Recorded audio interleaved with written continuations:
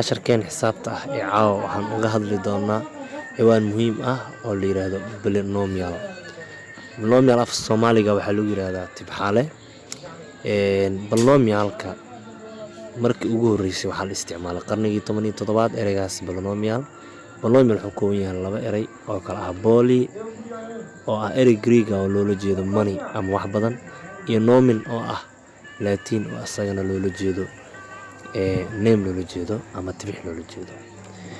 waxaan markaan galeynaa definitionka ama qeexitaanka polynomial. xisaabta maxay u taqaanaa polynomial? tibxaale xisaabtu waxay u taqaanaa waa mathematical expression waa la yiraahdaa. polynomialku waa orax xisaabeed which terms tibixdiisu are of the form of ay u qoran tahay qaabka ah ax power n, halka ay tahay any real number walba oo real number ah ayay eedaada noqonaysaa. an n is the non-negative integer, waa abyoone aanan tabane ahayn. waa in intaada ama jibaarkaaga uu noqdaa integer, waa inuu noqdaa integerkaasna waa inuusan noqon negative, waa inuusan noqon oo uu noqdaa positive. maadaama formka polynomialka uu yahay ax power n maadaama uu yahay,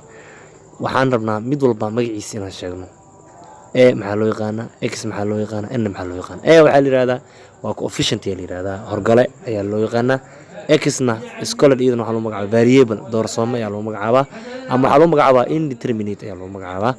n iyadana waa degree-ga waaye ama power ama jibaarka waaye of the term ee tibixda of the polynomial ee polynomialkaaga.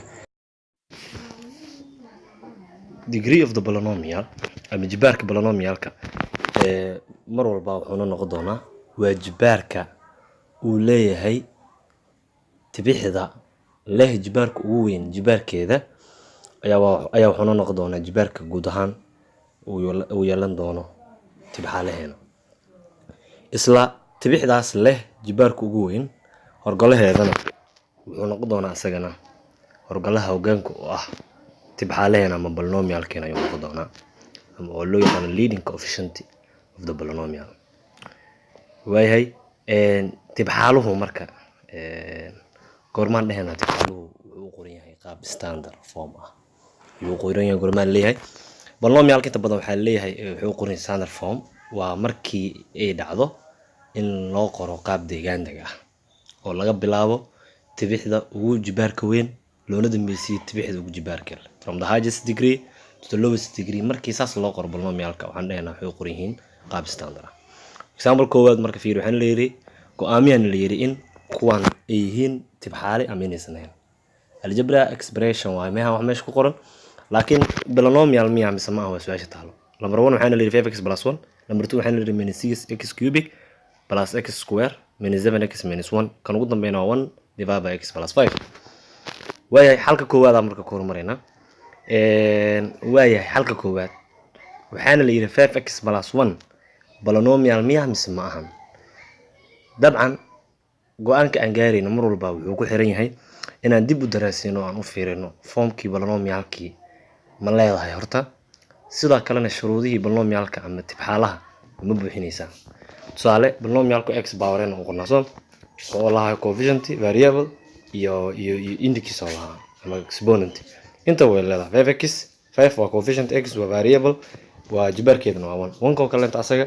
waa number waaye constant waaye oo polynomial, laakiin x oo waxa uu qorsan powerkiisa uu yahay 0. maxay wax walba oo powerkiisa 0 noqdo wixii la mid noqdaan 1 1 hadii lagu dhiftana 1 noqdo.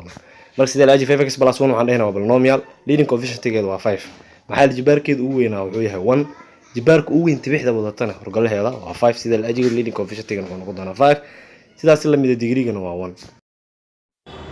halka labaad su'aashii la weydiiyay oo ahayd -6x cubic plus x square minus 7x minus 1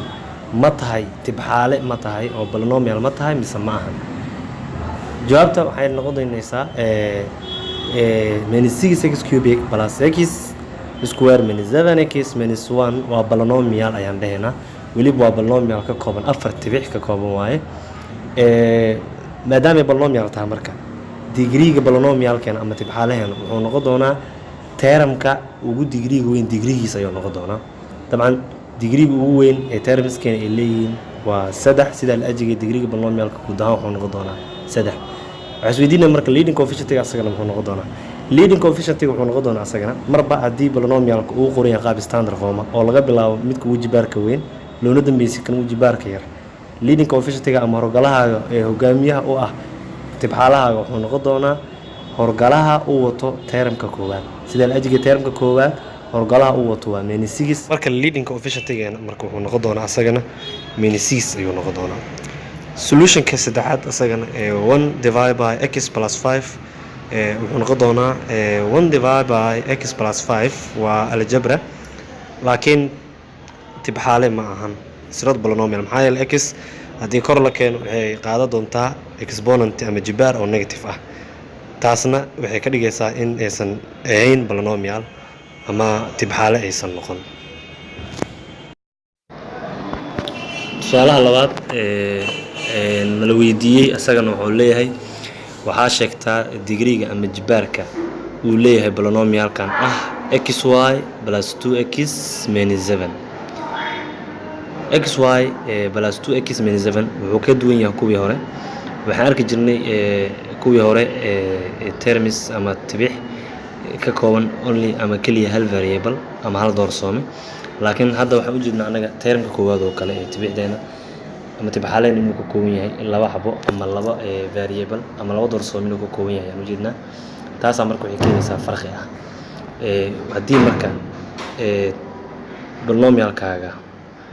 ay ka mid tahay tibix ka kooban wax ka badan hal variable waxaa la sameeyaa variable walba jibaarkiisa mid walba jibaarkiisa ayaa la helaa kadib jibaaradooda ayaa la isku daraa markii la isku daro kadib termkaas digrigiisa ama jibaarkiisa wuxuu noqon doonaa jibaarada variable-ka uu haysto oo la isku daray waayahay hadda marka hadda su'aashan fiirno marka xy ama first term oo xy ka kooban digrigiisu waa 2 halka termka labaad oo asagana oo ah 2x oo digrigiisa yahay 1 uu yahay halka kan kale asiga digri uusan lahayn oo digrigiisa uu yahay 0 sida la ajigeed marka polynomialka digrigiisa mar walba waxaan noqonayo digriga termka digriga ugu weyn digrigiisa wuxuu noqon jiray digriga polynomialka guud ahaan sida la ajigeed waxaan dhahaynaa hadaba digriga polynomialkeena wuxuu noqon doonaa 2 ayuu noqon doonaa ayaan dhahaynaa example saddexaad ama tusaalaha saddexaad waxaan leeyahay name the polynomial y cubic minus 7y square minus 10 polynomialkan waxaa leeyahay hal magacaabo marka la rabo in polynomial ama tibxaale la rabo in la magacaabo waxaa qasab in la isweydiiyo dhankee loo fiirinaa polynomialka ma dhanka digriga ama jibaarka laga fiirinayaa magacaas mise waxaa laga fiirinayaa dhanka tibixda iyo termka laga fiirinaa anaga dhanna noolama cadaynin marka waxaan magacaabeynaa polynomialka la siiyey annaga oo u iskanayna labada dhanba waxaan marka ka fikiraynaa marka maxay tahay magacyada polynomialka loo bixiyo marka laga fiiriyo dhanka digriga tusaale haddii polynomialka digrigiisa uu noqdo eber waxaa polynomialka magac la siinayo oo noqon doona constant sidaas la mid haddii polynomialka digrigiisa uu noqdo hal waxaa loo bixi doonaa linear hadduu laba noqdona waxaa loo bixi doonaa quadratic hadduu saddex noqdona waxaa loo bixi doonaa cubic hadduu afar noqdona waxaa loo bixi doonaa quartic sidaas la mid haddii laga fiiriyo dhanka terms ama tibixda magacyada polynomialka loo bixinayo haddii hal tibix oo polynomialka ka koobnaado waxaa loo bixi doonaa monomial haddii laba tibix oo polynomialka ka koobnaado waxaa loo bixi doonaa binomial haddii polynomialka ama tibxaalu uu ka koobnaado saddex tibixna waxaa loo bixi doonaa trinomial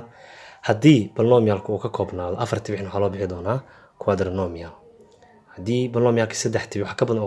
oo ka kooban yahay polynomialna waa la iska oran karaa waxaan soo qaadanay magacyada loo bixinayo polynomialka marka laga fiiriyo dhanka tibixda iyo marka laga fiiriyo dhanka digriga ama jibaarka labadaba haddaan dib ugu soo laabto marka solutionka ama xalka su'aashiina la weydiiyey ahayd y cubic minus 7y square minus 10 magaca loo bixinayo dabcan y cubic minus 7y square minus 10 jibaarkeeda ama digrigeeda waa 3 sida la ajigeed magaca loo bixinayo marka dhanka digriga ama jibaarka laga fiiriyo wuxuu noqon doonaa cubic sidaas la mid ah waxay ka kooban tahay 3 term sida la ajigeed magaca loo bixinayo marka laga fiiriyo dhanka termska wuxuu noqon doonaa trinomial ayuu noqon doonaa waxaa soo dhamaaday muuqaalka qaybtiisa koowaad aan uga hadlayay polynomialka si aad ula socoto muuqaalka qaybtiisa labaad fadlan like sar page-kan hana hilmaamin inaad booqato barta aan YouTube ku leeyahay ee Som Hero waxaan hadda maqaadina layliga qaybtii polynomialka aan uga hadalnay